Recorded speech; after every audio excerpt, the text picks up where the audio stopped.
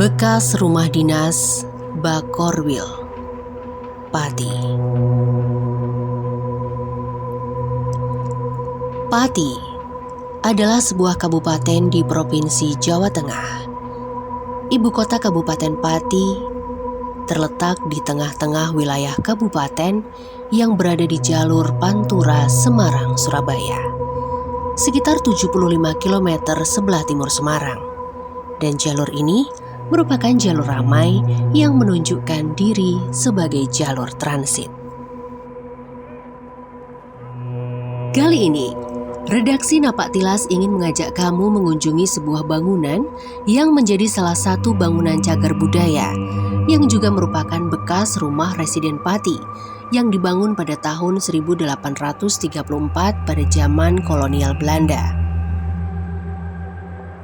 Ya, Napak Tilas ingin membawa kamu ke lorong waktu ke masa lalu untuk mencoba melihat secara dekat kilas balik Istana Karesidenan Pati yang juga menjadi simbol kejayaan masa kolonial Belanda.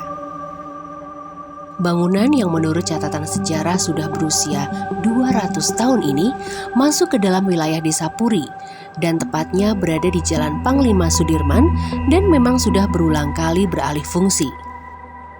Dan sejak tahun 2020 lalu, bekas Istana Karesidenan Pati tersebut telah berubah fungsi menjadi kantor Kepala Dinas Pendidikan Wilayah 3, Provinsi Jawa Tengah. Menjejakkan kaki pertama di halaman Istana Karesidenan Pati, kita akan disuguhkan bangunan tua nan kokoh yang berada tepat di depan SMA Negeri 1 Pati. Disambut dengan udara yang sejuk dari semilir angin yang berhembus di antara banyaknya pohon-pohon besar dan rindang yang berusia tua, juga terdapat kolam besar yang terhampar di halaman istana, membuat makin sempurna wajah istana yang kerap dibalut dengan kisah-kisah misterius yang terus menjadi perbincangan halayak ramai.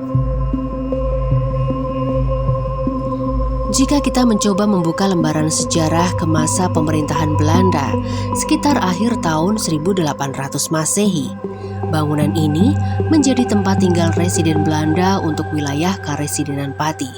Lalu pernah menjadi rumah dinas Kepala Bakorwil 1 Jawa Tengah, predikat pengganti residen. Saat tim Napak Tilas mencoba mengamati lebih dekat, bangunan yang tampak cukup megah dan terdiri dari beberapa bagian istana ini, kondisinya terlihat masih terawat sampai sekarang. Bangunan yang memiliki beberapa gedung di samping kanan dan kiri istana ini merupakan bangunan gedung pavilion. Dahulu kala, pavilion tersebut dipergunakan untuk tempat transit dan menginap para tamu yang berasal dari dalam dan luar negeri. Jika coba kita telusuri ruangan yang ada di dalam istana, terdapat sebuah kamar yang dinamai Kamar Sri Sultan. Berdasarkan informasi yang kita dapatkan, hingga saat ini tempat tersebut sangat disakralkan. Adapun letak kamar tersebut berada di sisi sebelah kanan ruangan utama. Pada tahun 1976 Masehi, kamar tersebut juga pernah dipergunakan oleh Sri Sultan Hamengkubuwono IX untuk menginap. Konon, ruangan tersebut digunakan sebagai tempat untuk merenung. Di ruangan utama juga terdapat lukisan foto para residen dari masa ke masa. Sedangkan di sekitar halaman luar Istana Karesidenan Pati terdapat sebuah halaman yang luas, yang di sana juga akan kita temukan danau atau kolam yang berukuran besar yang ditumbuhi teratai merah. Menelisik kisah mistis di balik kolam besar tersebut, tajam akan aroma berbalut misteri yang menyertai.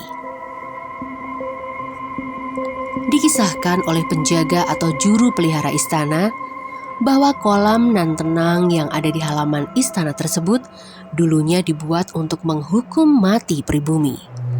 Konon dikisahkan bahwa para pribumi itu sengaja ditenggelamkan hidup-hidup karena dianggap pembangkang.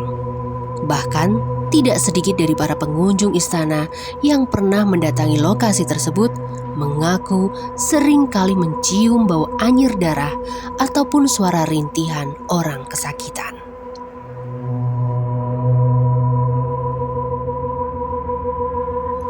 Namun kesan seram itu kiranya akan kalah dengan ornamen dan arsitektur kuno nan terawat dari bangunan istana. Terlebih lagi, ada juga berbagai macam pohon langka yang tumbuh subur di sana. Tapi di balik keindahan bangunan tersebut, ternyata menyimpan kisah misteri yang mampu membuat bulu kuduk berdiri. Rumah berarsitek kuno ini memang sangat terkenal keangkerannya. Di belakang rumah dinas itu, terdapat bangunan tua dan sebuah pohon beringin yang diperkirakan berusia lebih dari 200 tahun. Dan masyarakat sekitar meyakini pohon tersebut merupakan pintu gerbang menuju kerajaan gaib. Di sekitar pohon beringin tersebut sering terlihat penampakan sosok kuntilanak, genderuwo, dan tak jarang warga mendengar suara tawa dan tangisan. Dan dikisahkan pula bahwa pintu gerbangnya terletak di tengah-tengah dua akar pohon beringin terbesar, yang juga dihuni oleh seekor naga yang turut menjaga wilayah Kabupaten Pati. Sementara itu, di bagian atas pohon beringin juga terdapat semacam kera atau kingkong besar yang lengkap dengan senjata gada yang juga menjaga pintu kerajaan. Cerita keangkeran rumah dinas Bakorwil Pati sudah menjadi buah bibir di masyarakat luas. Salah satunya cerita yang muncul berkaitan dengan seperangkat gamelan yang bertahun-tahun berada di teras, dan kabar terkini seperangkat gamelan tersebut sudah dipindahkan ke halaman teras bagian belakang. Dan konon seringkali terdengar suara gong yang bergerak dan berbunyi sendiri. Dikisahkan pula bahwa ada jin penabuh gamelan dan sinden yang tengah pentas secara gaib.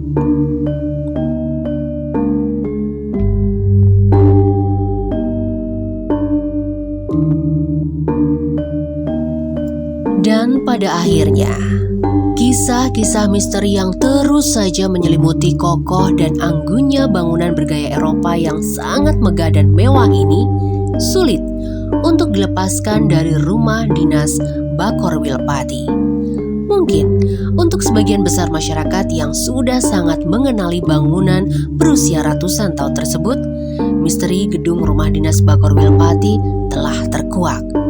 Namun, sudah menjadi tanggung jawab kita bersama sebagai masyarakat Pati untuk turut merasa bertanggung jawab atas kelestarian bangunan yang juga bernilai cagar budaya peninggalan masa lampau yang wajib kita rawat dan jaga.